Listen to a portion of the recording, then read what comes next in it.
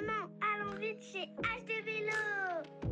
Bienvenue chez HT Vélo, le must du high-tech. Venez découvrir nos marques Conago, Scott, BMC, sans oublier nos vélos à assistance électrique. Nous vous proposons des produits adaptés à vos besoins ainsi que des techniques innovantes dans un espace de plus de 300 mètres carrés pour mieux vous conseiller. Soyez convaincus, nos performances sont reconnues. Des watts, vous en aurez.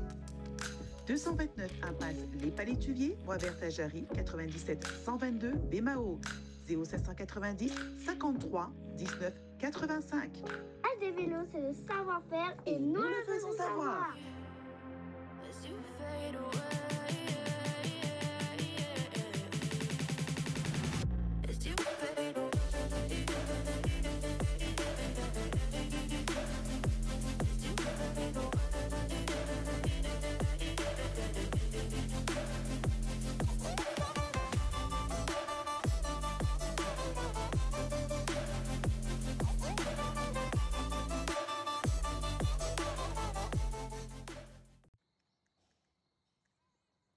Bonsoir et bienvenue dans Sport 10, votre magazine qui traite de l'actualité sportive du département. Aujourd'hui, en ce vendredi saint, nous avons le plaisir d'accueillir Frédéric Sanor, qui est donc le directeur général de l'ANS et qui est donc présent en Guadeloupe. Avec lui, on va discuter bien sûr on va dire, d'un sujet qui est douloureux en Guadeloupe. On va parler donc des infrastructures sportives, notamment. On sait aussi que nous sommes dans la période des Jeux Olympiques et donc c'est le moment de faire le tour et puis de faire un petit point, savoir comment ça marche, savoir pourquoi parfois c'est compliqué ici de pouvoir développer et avoir de nouvelles infrastructures. On fera le tour avec lui, donc reste avec nous, même si c'est le vendredi saint. Des informations sportives pour vous et bien sûr, nous sommes au cœur donc, de cette actualité brûlante. Frédéric, bonsoir. Bonsoir. Alors, donc, vous êtes directeur donc, de l'ANS, vous avez fait le choix de venir en Guadeloupe pour pouvoir palper, faire un peu le tour, voir ce dont on a besoin et surtout voir comment sont utilisés les fonds proposés par l'ARS dans justement le financement des infrastructures sportives. Effectivement, on a un enjeu très fort d'accompagner le développement des infrastructures sur l'ensemble du territoire national, qu'il soit hexagonal ou ultramarin bien sûr. Et on sait la dynamique sportive qui existe en Guadeloupe.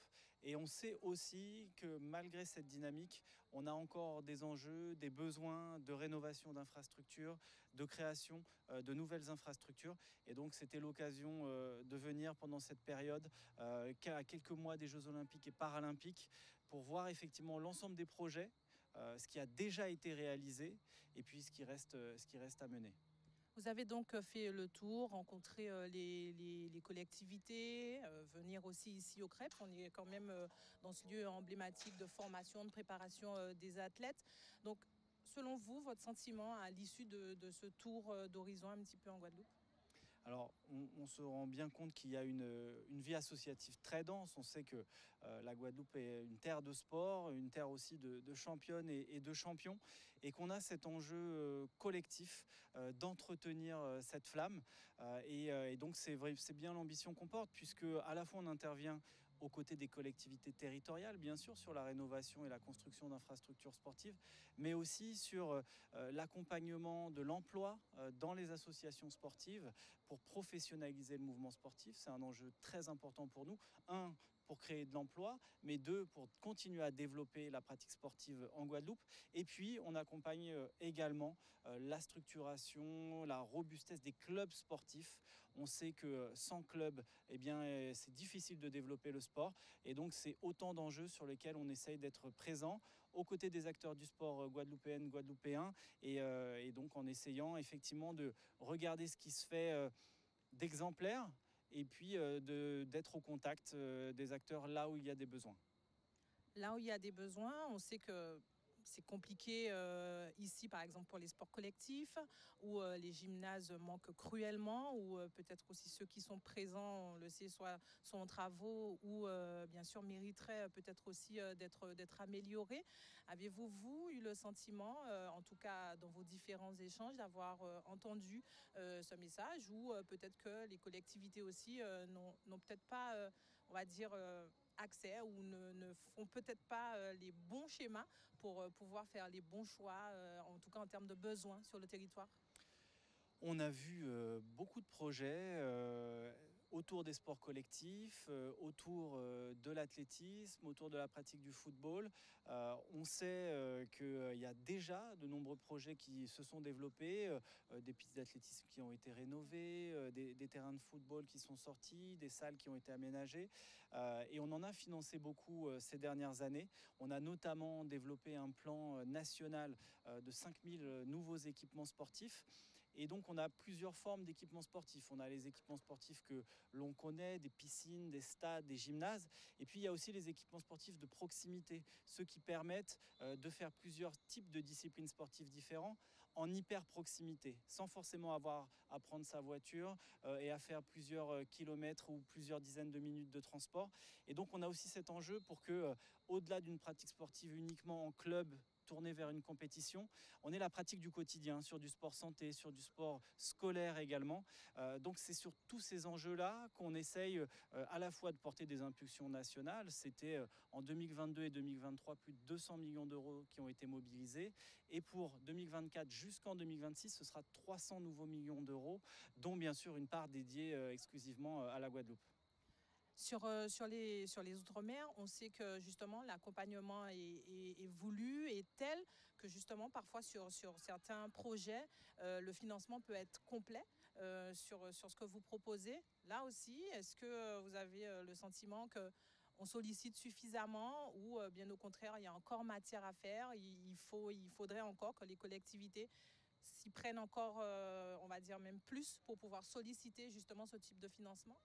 Alors, il y a toujours possibilité d'accélérer. C'est aussi l'ambition de venir ici à quelques mois des Jeux Olympiques et Paralympiques. C'est de dire qu'il y a effectivement une dynamique autour des très grandes compétitions sportives avec une volonté pour la France de rayonner, de gagner le plus de médailles possible, aussi bien féminines que masculines. Mais c'est aussi avant tout de permettre de découvrir le sport et de trouver son sport quand on est une jeune fille ou un jeune garçon à proximité de chez soi, sur l'ensemble du territoire. Dans ce cadre-là, effectivement, on a plusieurs enjeux. Et pour ça, alors, on accompagne financièrement, ça peut être 50% de financement, ça peut être 80%, ça peut être parfois, effectivement, ça arrive en Guadeloupe, ça peut être jusqu'à 100%. Et ensuite, on a aussi un cadre financier national qui est contraint. Et donc, on a, je dirais, suffisamment de projets par rapport à la capacité budgétaire avec laquelle on peut apporter nos financements. Mais en même temps, on a aussi besoin de travailler dans le temps. C'est pour ça qu'on parle d'un plan jusqu'en 2026. Et c'est aussi pour ça qu'on a développé la conférence régionale du sport, qui a pour objectif de savoir où est-ce qu'il va manquer une piscine, une piste d'athlétisme, un terrain de football ou de rugby, une salle de handball ou de basket. C'est aussi de mieux mailler le territoire pour que ce soit beaucoup plus complémentaire, plutôt qu'effectivement chacun travaille dans son coin. Donc il y a les enjeux de financement, mais il y a aussi les enjeux de cohérence pour que chacun, là où il est, que ce soit en Basse-Terre ou en Nord-Grande-Terre ou à Anse-Bertrand, il puisse y avoir l'activité qui convient à chacun. Donc cet enjeu-là, ce n'est pas qu'un enjeu financier, c'est un enjeu de coordination des acteurs et de bien se parler entre collectivités locales, départements, régions, mouvements sportifs, État et par l'intermédiaire de l'Agence nationale du sport, opérateur de l'État. Vous êtes donc effectivement opérateur de l'État. Au niveau, donc on a parlé de ces projets que vous avez pu voir, les projets aussi futurs. Votre sentiment sur ce qui vous a été présenté concrètement, vous trouvez que ce sont des projets qui sont adaptés ou en tout cas que la perspective d'évolution est bonne et qu'il va falloir peut-être encore patienter pour nos sportifs, mais que les choses à venir seront porteuses pour nos athlètes?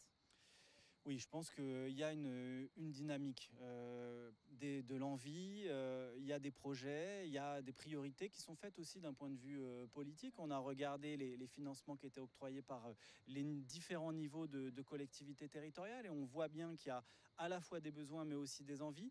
On a encore quelques trous dans la raquette, on le sait très bien, sur la mobilité des sportifs, sur les déplacements des sportives et des sportifs de haut niveau, que ce soit dans une confrontation régionale ou pour venir sur des compétitions nationales ou internationales. Donc ça fait partie des enjeux qui sont encore devant nous. Il y a déjà des réponses, des choses qui existent. On est en train de les renforcer.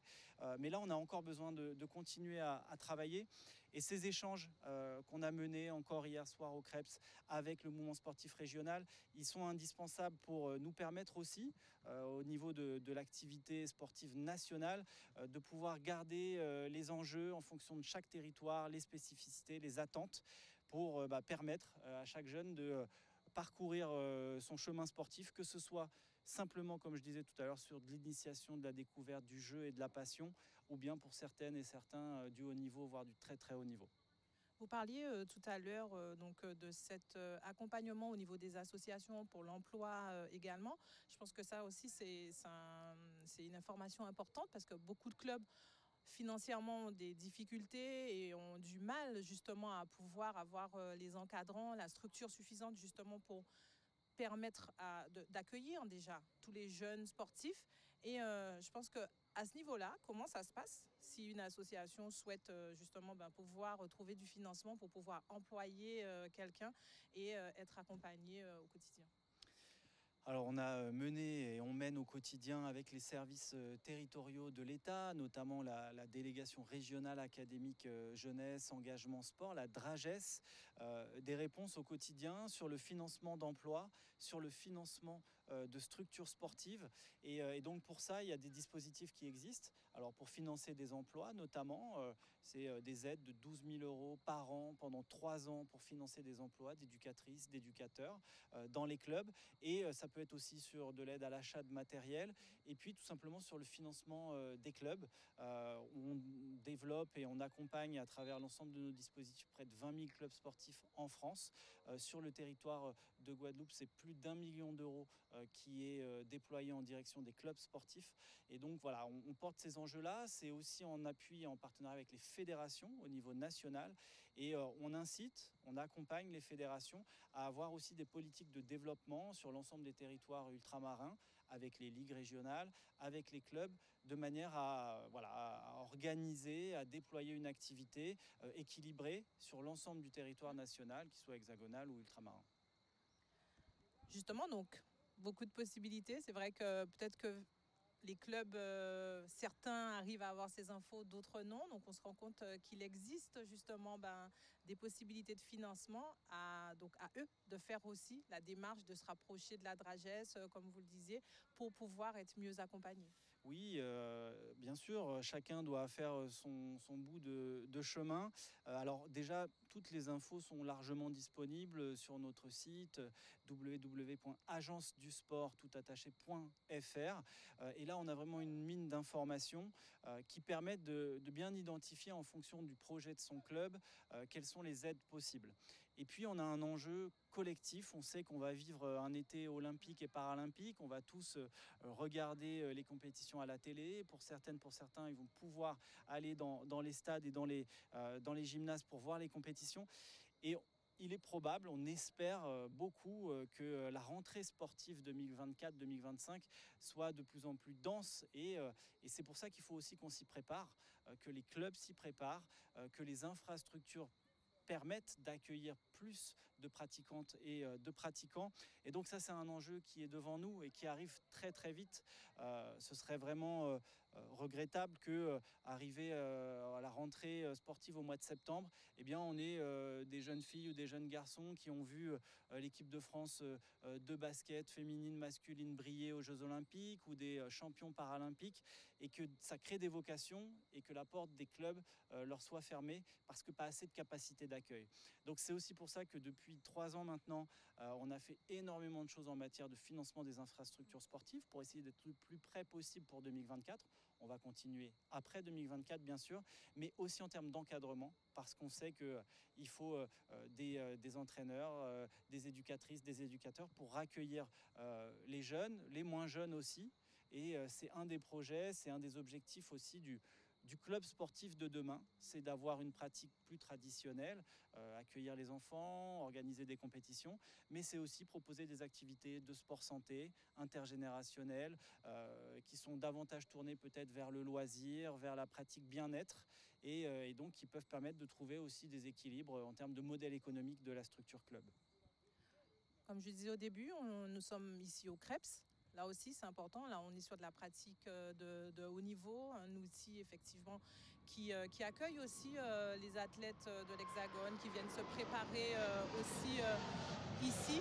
C'est important aussi que cet outil, pardon, on l'a vu évoluer. Aujourd'hui, présente des infrastructures de qualité. Une nouvelle salle pour tout ce qui est haltérophilie. Donc voilà, ça témoigne bien de l'évolution et de la nécessité de ces besoins pour aussi faire du haut niveau. Est-ce que au niveau du CREPS, on a aussi atteint le maximum de ce qui peut être fait. Il y a encore des travaux en cours. Donc on se rend compte que voilà, vous êtes là également pour accompagner cette infrastructure pour nos futurs champions et les champions de demain aux futurs JO. Oui, alors on est sur une infrastructure et un équipement qui maintenant appartient à la région, mais qui reste un établissement public du ministère chargé des Sports, des Jeux Olympiques et Paralympiques. Donc c'est là aussi un bon exemple d'un travail main dans la main entre l'État et les collectivités territoriales. Et on voit, pour toutes celles et ceux qui connaissent bien le CREPS, les évolutions énormes qui ont été portées ces 20 dernières années, on va dire. Et aujourd'hui, on peut effectivement avoir des infrastructures de très haute qualité en matière de football. On en parlait encore avec Jocelyn Angloma il y a quelques instants. En athlétisme, avec une piste connectée qui accueille d'ores et déjà des champions et des championnes de niveau international. Donc ça, c'est des enjeux très forts. On a une nouvelle salle d'escrime qui vient de sortir. On connaît là aussi toute la capacité, le potentiel et la passion pour l'escrime sur ce territoire. Et on a également des nouvelles infrastructures qui arrivent. On a une salle d'haltérophilie toute neuve qui est en train de sortir de terre. Bien sûr, il y a la piscine et on a une salle aussi de sport collectif qui est de très bon niveau. Donc voilà, on voit bien le terrain de rugby qui est en train là aussi, dont les travaux sont en train d'être finalisés. On a aussi beaucoup investi ici sur l'optimisation de la performance sportive, avec notamment un bain froid, avec une salle de cryothérapie, avec bien sûr tout un suivi médical, parce que l'encadrement sportif et les infrastructures de qualité, c'est une chose, mais le suivi médical, c'est aussi très important pour performer durablement au plus haut niveau. Donc voilà, on est vraiment sur un établissement aujourd'hui de très grande qualité et qui peut accueillir et accompagner les sportifs à potentiel ici de très bonne manière, et puis en faire venir d'autres aussi. Et c'est tout l'enjeu de densifier encore la pratique sportive. On parlait avec la maison régionale de la performance qu'on a installée ici il y a moins de 3 ans, de la volonté commune d'aller plus loin en matière de détection des potentiels sportifs, que ce soit dans une discipline bien identifiée ou tout simplement dans d'autres disciplines. Des fois, on joue au basket à très bon niveau, mais on peut aussi être un très bon coureur de 400 mètres ou de 800 mètres, voire un sauteur en hauteur ou une sauteuse en hauteur. Donc tous ces enjeux-là, ils sont très importants pour nous. Et voilà, si on veut pouvoir continuer à accompagner à la fois des rêves personnels sportifs, mais aussi des trajectoires qui rendront fiers l'ensemble de la Guadeloupe, mais aussi l'ensemble de la France, on a des enjeux très forts. Et ici, ça incarne parfaitement ce mixte entre découverte de la pratique, valeur du sport, mais aussi sport de très haut niveau et de performance. Sport de très haut niveau de performance, vous en parliez également. Les JO, juillet-août, grosse période. C'est vrai que Paris 2024, ça résonne fortement aussi ici en Guadeloupe pour tous, bien sûr, les sportifs guadeloupéens, mais aussi la flamme qui sera donc de passage en Guadeloupe. Ça aussi, ça reste un moment historique, un moment à vivre pour tous les Guadeloupéens, pour les athlètes guadeloupéens également. C'est aussi, ça a été une volonté forte de la région, mais ça reste un moment à vivre et un moment aussi qui témoigne de tout ce que la Guadeloupe a pu aussi offrir en tant qu'athlète à la France sur ces événements qui ont pu briller également et, on va dire, faire vivre ce sport guadeloupéen. Oui, tout à fait. C'est un enjeu très important. On attend ces Jeux olympiques et paralympiques depuis plusieurs années maintenant, hein. La candidature a été scellée en 2017 et donc depuis, ces Jeux sont en train d'être organisés par le comité d'organisation et puis par l'ensemble des acteurs autour, collectivités, bien sûr, État et l'ensemble des ministères qui sont mobilisés pour faire de ces Jeux olympiques et paralympiques une vraie réussite. sur plusieurs angles, une réussite organisationnelle du savoir-faire français en matière d'organisation de grands événements, une réussite en termes de fêtes et d'adhésion populaire. Et on voit bien que ces jeux, ils résonnent déjà bien au-delà du simple territoire de Seine-Saint-Denis, de Paris ou d'Île-de-France. Et j'ai pu partager avec de nombreuses personnes ici qui m'ont partagé leur envie et leur volonté d'arriver très vite dans cette période de fin juillet, puis ensuite de fin août pour les Jeux paralympiques. Donc ça, c'est vraiment très important. Et puis ensuite, bien sûr, la réussite sportive, parce que on estimera que nos Jeux olympiques paralympiques sont réussis si on y performe aussi, si nos Françaises et nos Français brillent dans les compétitions et avec, on l'espère, le plus beau des métals. Et puis aussi en matière d'héritage. Et c'est aussi pour la raison pour laquelle on est présent ici. Et bien sûr sur l'ensemble de déplacements sur les territoires d'outre-mer. C'est pour dire que le développement du sport français, il ne se passe pas que là où il y a des grands événements sportifs au quotidien. Il se passe bien sûr dans toutes les régions, dans tous les territoires, et il contribue au rayonnement du sport français. Vous l'avez dit à travers des très grandes heures des équipes de France aux Jeux olympiques et paralympiques. Demain, pour vous donner cet exemple, à l'INSEP, dans le bois de Vincennes, la piste d'athlétisme sera inaugurée. Ce sera la piste Marie-Josée Pérec. Donc j'imagine que ça résonne aussi dans vos oreilles. Et voilà, c'est aussi pour dire qu'on est très, très attentif, bien sûr, à ce que ces Jeux ils puissent profiter au plus grand nombre et sur l'ensemble des territoires. Et donc, on y travaille depuis plusieurs années. On va vivre une fête assez exceptionnelle. Le relais de la flamme va permettre aussi de vivre de manière plus globale. On a aussi des territoires labellisés Terre de Jeux qui sont portés par Paris 2024, qu'on va récupérer au sein de l'Agence nationale du sport dès le mois de septembre prochain, puisqu'on animera toute la communauté Terre de Jeux. Et donc, on va essayer de faire vivre et de porter cet héritage. On va créer une commission ad hoc au sein de notre structure pour continuer à faire vivre la flamme des Jeux et entretenir cette étincelle pour qu'elle ne s'éteigne pas à la fin des Jeux paralympiques de 2024. Vous avez une fonction essentielle. Vous êtes donc au cœur de ce mouvement sportif, en tout cas de la vie de ce mouvement sportif que vous financez au quotidien. Justement, vous, votre quotidien, il est comment? Compliqué parce que ça reste quand même difficile. On sait que le sport, on entend souvent, il y a des difficultés par-ci, difficultés par-là. On sait aussi que le sport, c'est un vecteur essentiel aussi au niveau de la société. Donc, vous, au quotidien, comment du coup vous vivez tout ça? Alors, on le vit très bien parce que déjà, on est passionné et quand on travaille dans le sport, on est plus que professionnel, on est engagé, on est militant, on est passionné. Généralement, lorsqu'on veut échanger avec le mouvement sportif, avec les bénévoles du sport, c'est pas entre 9h et 17h, c'est un petit peu plus tard. Et puis c'est aussi le week-end, c'est aussi pendant les vacances. Donc voilà, c'est un engagement du quotidien depuis des dizaines d'années. Mais c'est vraiment une richesse parce que à la fois les acteurs nous le rendent bien.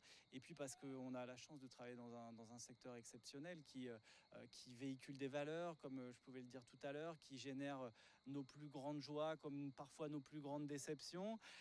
Donc ça fait partie du jeu, mais on a assez peu finalement de secteurs de la société qui génèrent ces émotions-là. Et donc quand on a la chance de pouvoir à la fois les vivre et puis potentiellement y contribuer de manière très, très modeste, on a plutôt tendance à penser que c'est une vraie chance. Et donc on essaye de continuer à se mobiliser au quotidien à 300%. Un dernier mot, Frédéric, votre visite en Guadeloupe, un bilan plutôt positif, satisfaisant. Oui, un bilan qui ne me surprend pas parce qu'on connaît la volonté, la passion pour le sport ici. Donc rien d'étonnant.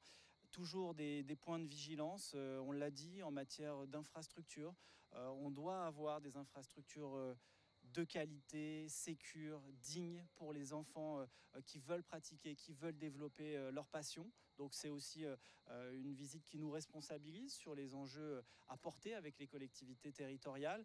C'est aussi des enjeux pour réussir à accompagner finalement la vie du territoire à travers tout ce que le sport peut apporter comme média vers le développement de l'emploi, vers la santé, vers l'éducation, vers l'aménagement du territoire. On a depuis plusieurs années maintenant un boom des mobilités douces. La question des pistes cyclables ici est peut-être encore un sujet qu'il faudrait pouvoir poser sur la table, même si rien n'est simple, bien entendu. Mais voilà, on a des beaux sujets et on sait que le sport permet de véhiculer tout ça. Donc c'était, oui, c'est un bilan forcément très positif. Et puis avec un accueil très chaleureux, donc ça n'enlève rien à notre joie d'être ici. Merci en tout cas d'avoir participé à Sport 10. Et donc on espère vous revoir bientôt. Et donc voilà, donc on vous remercie d'avoir été avec nous. Bien sûr, ce week-end de Pâques, pas d'événements sportifs ce week-end. Et sinon, je vous souhaite de passer un très bon week-end de Pâques. Et on se retrouve bien sûr la semaine prochaine pour un nouveau numéro de Sport 10.